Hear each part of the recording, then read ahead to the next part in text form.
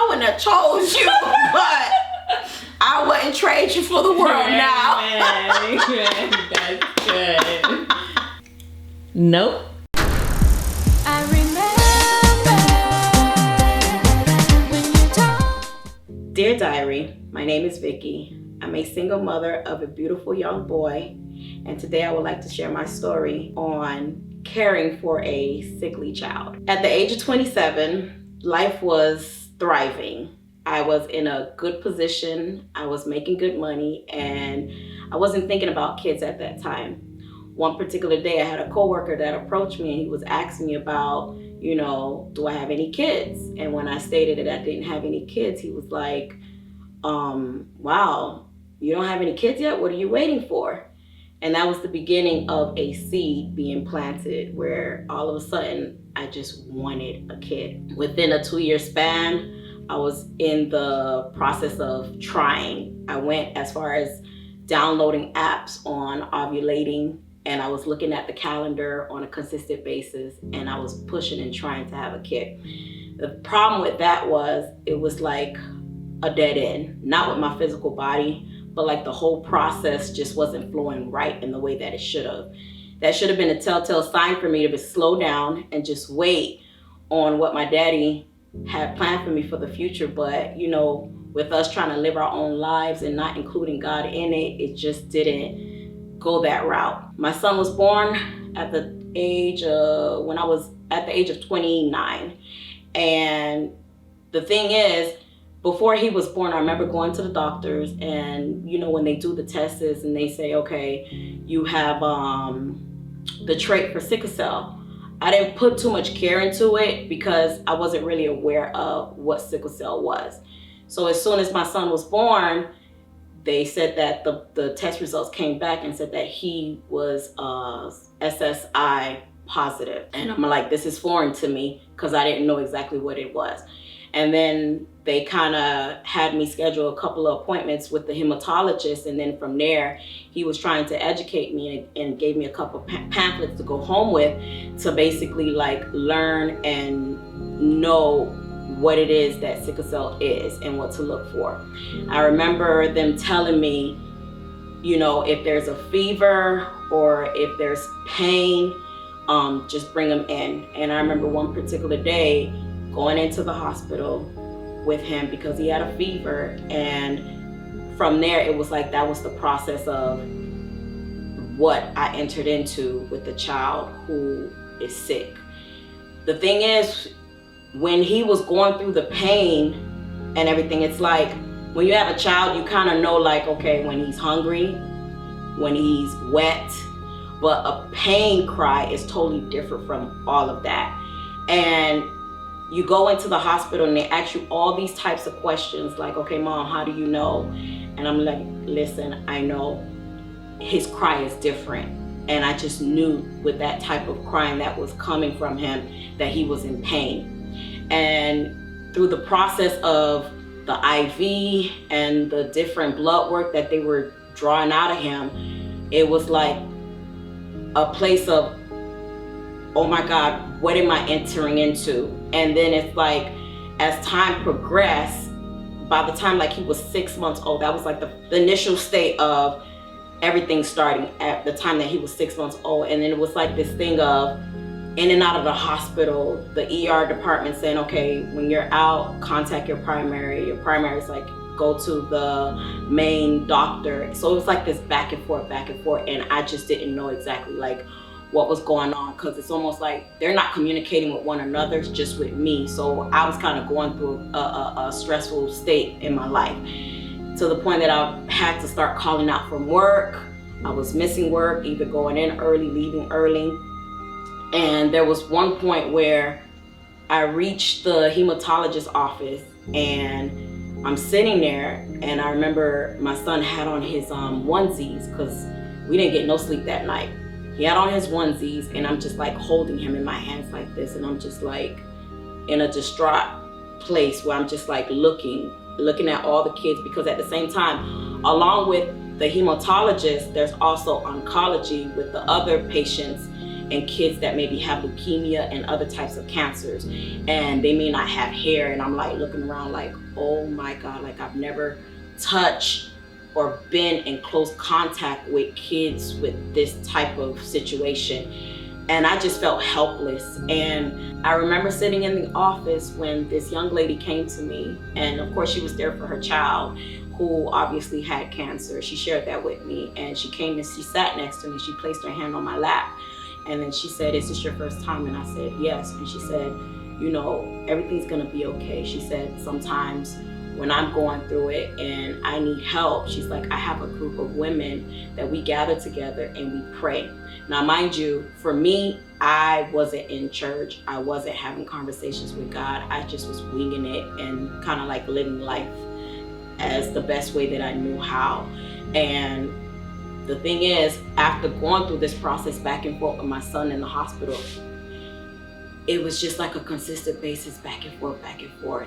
And there'd be times where it's like I'm losing sleep. There'd be times where I don't know how to help him. There'd be times where he's laying in the hospital bed and he's not crying when the syringe is going through his arm, and he's just lifeless.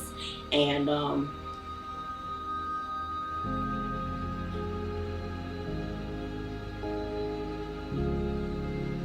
you look and you see how strong even a baby can be in a state that they're in, because them two are fighting. And I remember for myself, I began to get numb, because you go through it over and over and over. And there's this on button as a mother that you have. There's an on button that mothers have, and it never turns off. You go to sleep, but you're not really sleeping, because you're listening. Maybe they need something in the middle of the night. And during the day, you might be like in front of your computer working. You're still alert because you're a mother. It never turns off.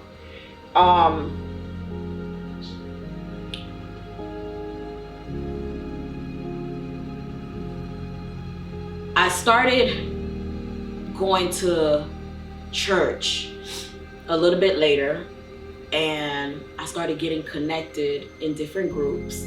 And I wasn't expecting anything, to tell you the truth. I just needed a place where there was hope, some type of hope, some type of encouragement. But I didn't know like God was walking me through. I didn't know that God was leading me. And I get to church and I start joining these groups, and then I get in contact with different other women, with different other people. And I noticed God was just like taking me through to start teaching me how to fight in the spiritual realm. Because, you know, when you've been knocked down so many times, you just kind of like forget like how to fight the fight the right way. And God began to teach me that all the things that I was going through, all the things that I experienced, that there was a way to handle it. And it wasn't through the physical realm, but it was in that secret place with Him, with my weapons that He gave me. And that took a while. It took a while. My life did a 360. The people that I used to be around, God just took them all away from me. It was just like, now He gave me a whole new set of women that I would be accountable to, and them accountable to myself as well. And we encourage one another, and they encourage me. And the thing is with my son now when he goes through what he goes through, I tell myself and I remind myself, he's healed. And even if I don't see it, but I'm still believing for it. And then there be days where it's like, this is too much, it's too much. But at the same time, I pause and I'm like, you know what, you're trespassing. I remember what my dad told me. I remember what his word says, and I fight the battle. I speak over him. And I too tell him, don't believe what it is, that's what you're experiencing, what you're going through. This is not forever. It's not gonna last. You're healed. And the thing about it is, with this seed that happened way back with just like okay, you don't have any kids yet, like what you waiting for? When I think back, I'm like, I was in a good place. And just like that, somebody came and said something, and I took it, and I started looking at myself differently, like, oh, I needed this, I needed that. I'm not saying I regret my son. My son was made for me, and I was made to be his mother. But the time frame of it happening was not supposed to be so. The actions that I took for it to happen, it wasn't supposed to be so. I could have been in a much better situation, still having my son, but not in the predicament of all that went through. I could have not dealt with all that I went through, but at the same time too, it's building me up.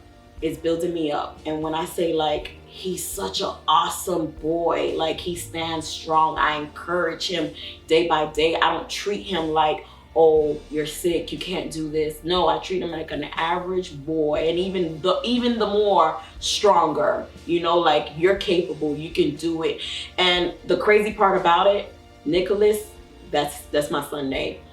He misses so many days of school, but he excels so high. Like, his test scores are always above and beyond. And even when he speaks, I'm like, so much wisdom that is on him. I remember right before he started elementary school, we were struggling with him to read, and I was like, oh God, like, what is it? But you know, as parents, it doesn't matter who parent. Like, you just like, Lord, let my baby be smart, you know? Like, sometimes you just overthink the whole thing. And I remember I went to purchase this book where it says 101 ways to teach your child to read. I didn't even do like a whole month with him. And all of a sudden he just started flying reading before he even got into elementary. And I was like, God, like, I overthink everything when it comes to my life. And it's like, now I'm in a place where I'm like, Lord, I surrender completely. Whatever it is that you want in my life, I surrender it all to you. I give it all to you. And as far as for the women of God that God has given me, if it was for me, I would have never chosen them. I'm going to be real with you. I'm going to be 100% real with you. But sometimes God give you not what you want, but what you need. And I tell you, I love them, and I wouldn't trade them for the world. I would not trade them for the world. And everything that he's taken away, I don't look back at it. I don't look back at it. I'm a better person, and I'm growing. And I'm stepping into what he has called me to be. And I'm thankful for a thriving, healthy boy that is growing to be, that he's growing to be a man of valor. And I'm teaching him the precepts of God as well too. And I'm blessed. Amen. Amen. What I noticed is that when you're telling me a story, you're looking, you know, to and fro. Is a very intimate and private story. But when you're talking from a place of victory, your eyes stay focused. Yeah. Your eyes stay focused. What do you have to say to women who might want to have a child, maybe, or someone's pressuring them to do something? I would say, wait, don't push it. Let God be in complete control. And then at the same time too, you have to get into that secret place with God where you really have to have a heart to heart and a talk with him, so he could address some things about you and show you like what's going on with you. Like, are you ready to bring in a whole nother life? Like, because you could have like certain things that's going on in your life, in your past, that you've not have addressed, and then you come in and you bring in a whole nother seed, a whole nother life. And what happens? It falls on them. And guess what? Cycles continue, and they're never broken. So it's like you have to know what you're dealing with first before you say, hey, I want to bring in this child, and all of a sudden he's got to carry the weight of some battles that you didn't even fight and tear down yet. And then another thing you have to think about is God knows best. He's in complete control. You may not understand, but at the same time, you can go before him. It's like, God, what is it? Like, because you could be in the begging stage, like, God, please, please, please. But it's like, ask him, what's going on? What is it? And that goes for marriage too. You might be waiting for the one, and it's like, I'm waiting forever. And that knight in shining armor has not showed up yet. And it's like, did you check yourself? So Yeah. you might not be ready. Because guess what? He come through, you might be chasing him out the door. So just be patient and just stay in his word and just get into that intimate place so he can really, really show you what's going on and show you like the deep and secret intimate things that's going on. Because there's things in the bloodline that you may not even be aware of. And God is like, let me deal with this. Let me show you. Because only he knows, you know? What would you say to women who are also raising a child who's sickly? What I would have to say for anyone that might be dealing with a child that may be sickly or any other health problems, you're not alone. There are others as well. And at the same time too, I would say seek help, and don't stay in that closed place where you're quiet and thinking like, this is just me, I don't have any help. You know, just pray God send someone or lead you in a direction where you could kind of like get connected. Because on Facebook, you might put in like a keyword on whatever the ailment is, and you'll find like groups of people like, hey, you know, we're meeting up in this place. Hey, this is what we're doing. And before you know it, like you're amongst others that are keeping each other in a positive place, in a positive frame of mind. And you might gather new information that you weren't even aware of that might help you.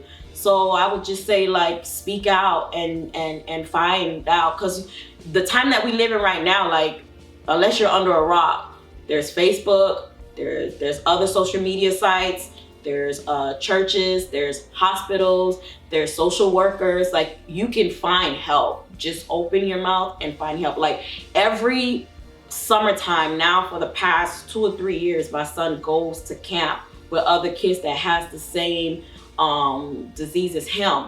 And you know what? I didn't get a chance to do it as well, but they also have a separate one for the parents. But every time he goes, he's like, man, Mom, nobody wants to leave. He's like, they gather around the campfire and they're crying and they miss each other because they have so much fun because they're horseback riding or they're fishing, whatever the case is. But there's support. There is support out there. You just have to get connected. Okay, so I'm going to ask a question, because there's, in Christianity, when you're going through things, there's like, you know, God did this, did God, you know, but God. Mm-hmm. But the truth is, there is still emotions of frustration. Mm-hmm. There's still emotions like, I want to be over this right now. Mm-hmm. So how, first of all, is it okay to feel that way? Mm-hmm. And what do you do to get over that? I believe it is okay to have your feelings in, you know, going through the motions of feeling angry and feeling sad. I mean, like, who gave us those feelings to express but the one above? I mean, if you go through his word, you'll see where God is like, he's angry about something, or he's laughing about something, or he's excited about something. Just as our Abba Daddy has feelings and he expresses them, we too, who are made in his image, is going to express as well. Now, when you're going through it, one thing that you don't want to not do is not be real about what you're feeling. You want to be as truthful about it. You don't want to sweep it under the rug, because what happens is there's attachments that starts to happen and stick to you and says, well, this is who you are. And it's like, no, that's a lie. See what it is that you're feeling. Look at it. And then hopefully, if you are someone that is walking the walk, you go back to his promises, you go back to his word, and you repeat to yourself, this is what my Abba Daddy says. And then at the same time too, you need accountability. You need someone to be able to talk to, whether that's your pastor, whether it's a sister or a minister that may be in your church. Connect with that person. This is why the church is here. You know, the church is for the ones that are in need. The church is for the ones that are sick.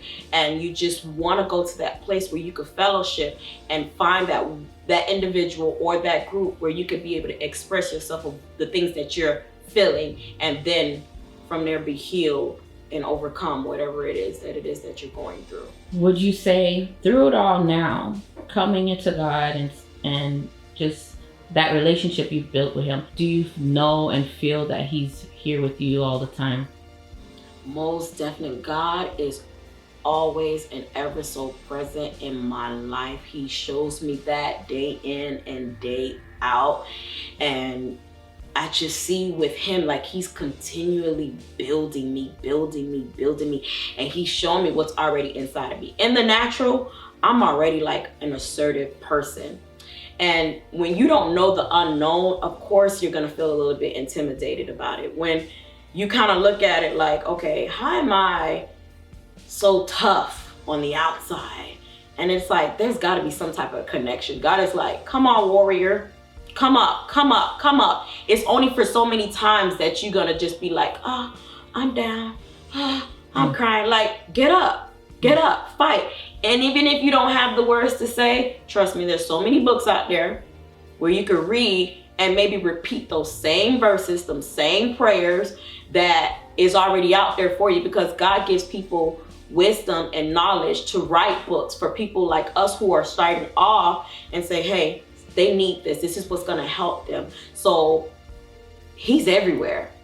I'm washing the dishes. I'm speaking to my daddy. I'm in the car. The best time for me to communicate with God, I notice, is in the shower and in the car when I'm by myself, and I get like a lot of download from him. But at the same time, I have to remind myself, like, okay, maybe like a day later or maybe a month later, he'll give me an answer to something. I have to remember, like, oh, I did ask, so he's always present. I just have to be like in that quiet place to hear what it is that he's saying to me. Mm-hmm. So if other women would like to connect with you and follow you and just, follow your journey, where can they find you? As of right now, you can find me on both social media sites, Facebook and Instagram, at Vicky Destine.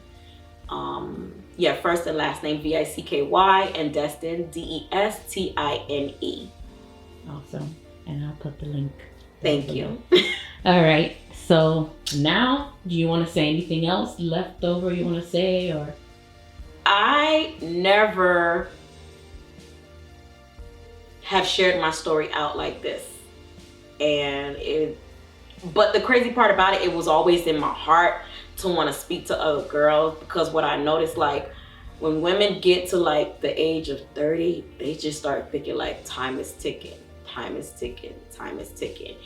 And it's like a lie. It's a lie. What you need to be doing as a single woman is staying close to your Abba Daddy and taking care of the business that he's been telling you to take care of the business. If that's going to school, if that's starting up your business, is that cleaning up your household and taking care of like the spiritual stuff that's going on inside of you, all of those factors, take care of those things. And trust me, whether it's a matter of fact, forget it. That man first is gonna start off with the man finding you, that man of God finding you, and then the baby will come. In that order. Period. Yeah. I almost forgot to say that. Awesome. My name is Vicky, and this is Dear Diary. I remember when you told me